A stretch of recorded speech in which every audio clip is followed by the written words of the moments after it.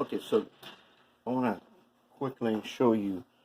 This is the Proto 2000, the SD7, and this is a really interesting locomotive here because it was made and then assembled and glued. Like all these things are panels.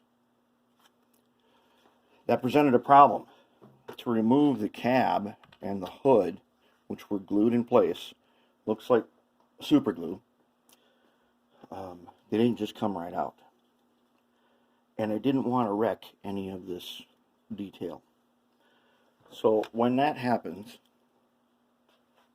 and you want to be real careful, this is a great nose. I love it. And it looks like it is a kit put together. I mean, it's pretty sweet. This thing even has opening doors on it. That's a nice cab. Yeah, you see you can open the doors. So I want to say that. That's really, really nice. So,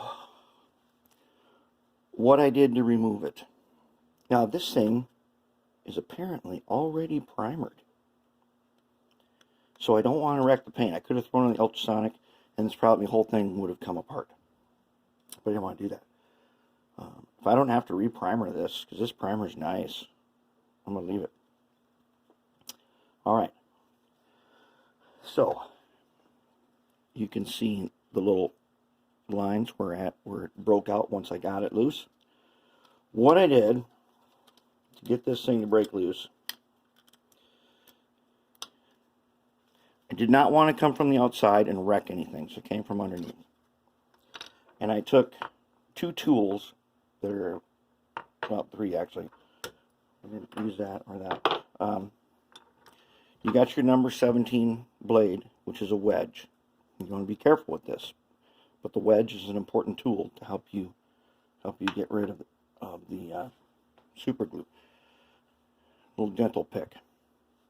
And this is a tool from a clay carving set, and it's got a point on it, which I've used over the years on resin kits to bring out details. Very handy. So what I did was I took this and I started pushing it along the glue line and carefully scribing, and then I used this one to get into the small spots, and I just carefully scribed. It took a long time. I don't know, it took over an hour. I kept scribing until the glue was weak enough that if I squeezed it a little bit, it would come loose and it would just come apart. That's what I wanted. That's a non-destructive method of getting parts off, at least in this case, where I don't want to wreck anything. I didn't want to take the saw and chop it all up. I wanted to keep it. But check it out. Let's see. Let's just check quick and see what a cab will look like on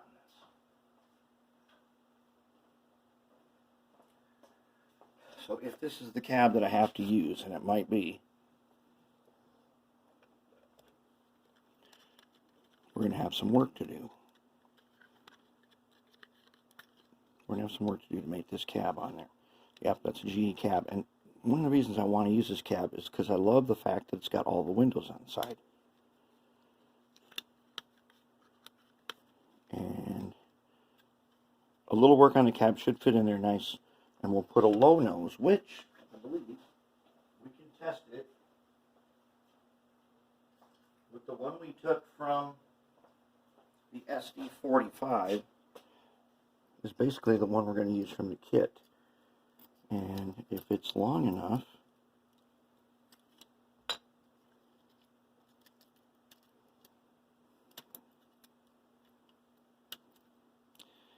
basically it would fit something like this. Not sure what we're going to do about that yet, but we can fabricate something, or essentially that's what I want.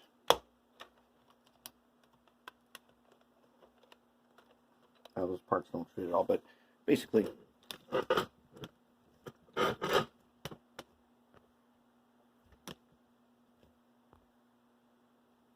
that's kind of the look I'm going for. You know, when we go to the used locomotive lot without very much money and the guy says, I got just the thing for you, this is that thing. So, well, we've overcome a couple of hurdles in that we got all the cabs and everything off that needed to come off. So far, we're making pretty good progress.